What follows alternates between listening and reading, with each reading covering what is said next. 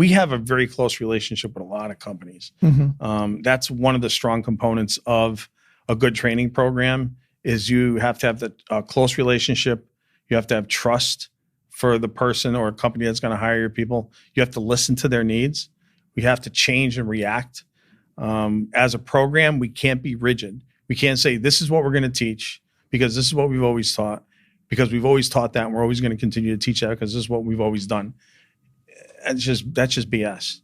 You have to be open to change, which means, one of the things that we've been told many, many times is our willingness to change to the needs of the companies is why they come to us to try to hire our kids, because they say, hey, can you teach them a little bit of this technology? Can you teach them more about feeds and speeds? Can you teach them more about these kind of cutting tools? And I do, and so do they, can I, if I want to manufacture, I should call you?